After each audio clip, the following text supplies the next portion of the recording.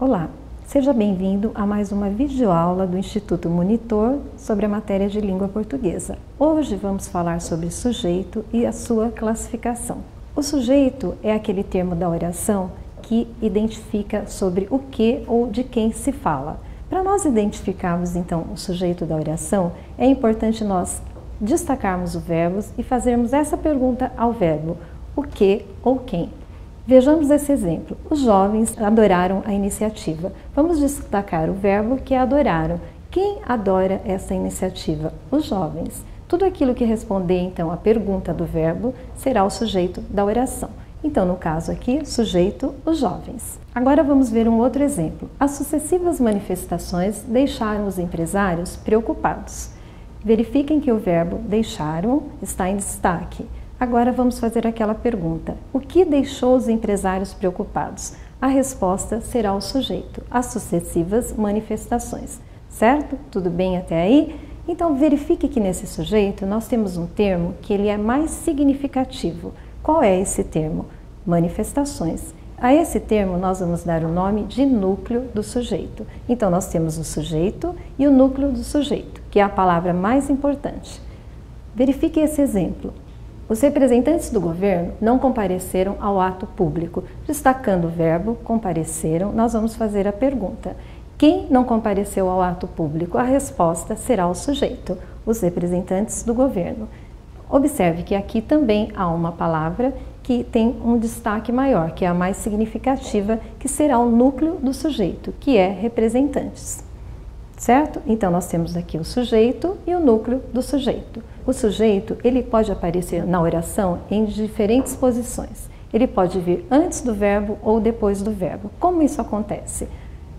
O novo sistema de avaliação é válido somente para matrículas novas. O que é válido somente para matrículas novas? O novo sistema de avaliação, sujeito da oração.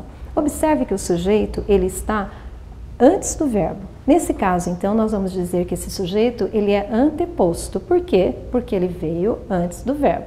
No caso seguinte, faltaram informações aos candidatos. Destacamos o verbo e fazemos a pergunta: o que faltou aos candidatos? Informações. Observe, então, que o sujeito, informações, ele está após o verbo. Neste caso, então, ele é considerado um sujeito posposto, porque ele vem depois do verbo.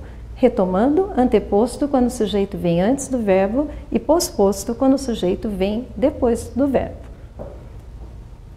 Agora que nós já sabemos como identificar o sujeito na oração, vamos apenas retomar o conceito. Então, sujeito é aquele termo da oração que informa de quem ou do que se fala. E ele também, geralmente, concorda com o verbo. Agora nós vamos então verificar como que nós vamos classificar esse sujeito. Existem esses tipos de classificação. O sujeito, então, ele pode ser simples, composto, oculto, indeterminado ou sujeito inexistente. Fique atento às novas regras dessa classificação. Sujeito simples. Bom, nós já aprendemos como identificar o sujeito da oração e também como localizar o núcleo do sujeito. Vejamos um exemplo. Certos programas de televisão não deveriam ir ao ar. Destacando o verbo, nós vamos fazer a pergunta: o que não deveria ir ao ar? Certos programas de televisão, que é o sujeito da oração. Qual é a palavra mais significativa desse sujeito?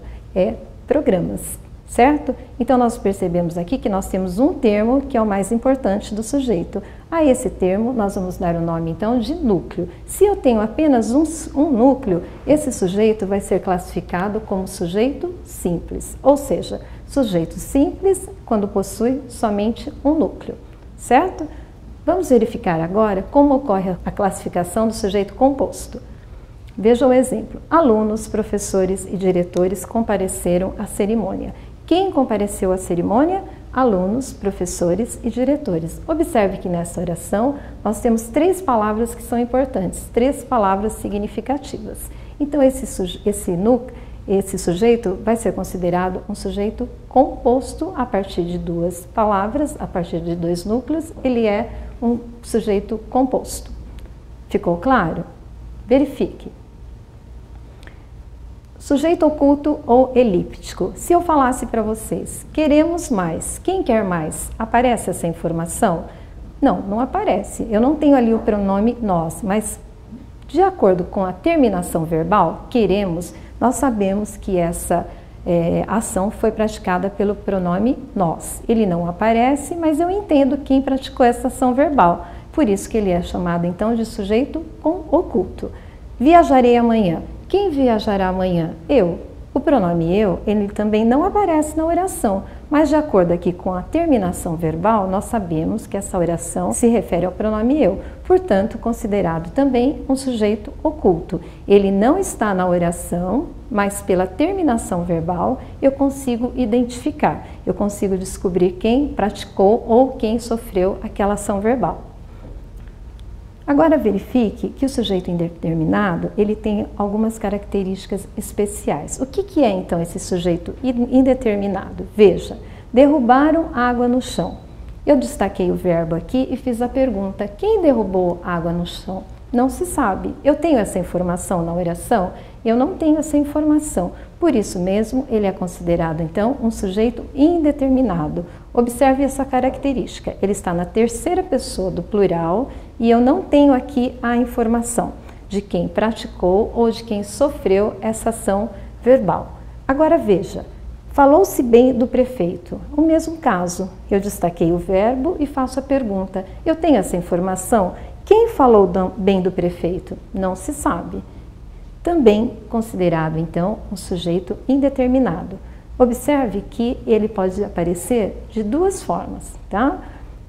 O sujeito indeterminado, então, ele ocorre em dois casos. Se o verbo estiver na terceira pessoa do plural e eu não tenho ali a informação de quem praticou ou de quem sofreu essa ação verbal. Roubaram o meu carro.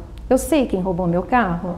Eu não tenho essa informação. Sujeito indeterminado, certo? Ou então, nesse caso aqui, vive-se bem em São Paulo. Quem vive bem em São Paulo? Eu tenho essa informação? Não tenho.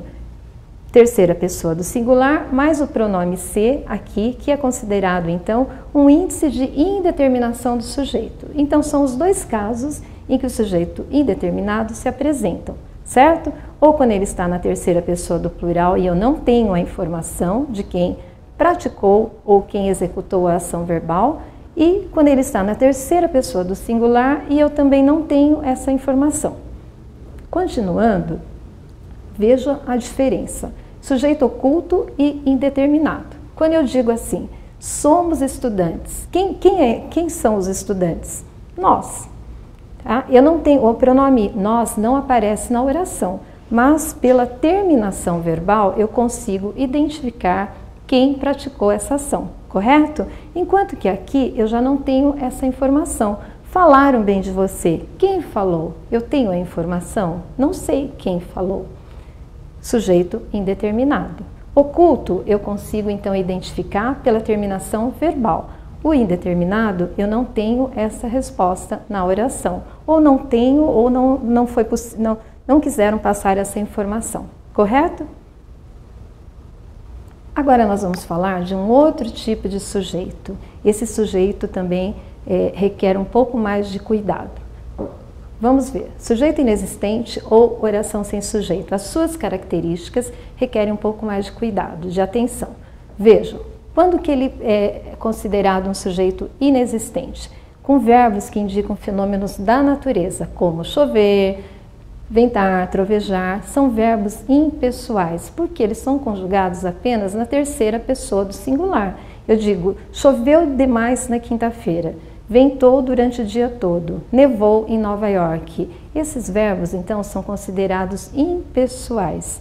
Eles não têm uma pessoa que realiza ou que pratica essa ação verbal. Portanto, são considerados, então, sujeito inexistente ou oração sem sujeito, certo? Agora observe, o verbo chover aqui, ele está empregado no sentido figurado. Choveram perguntas durante a aula.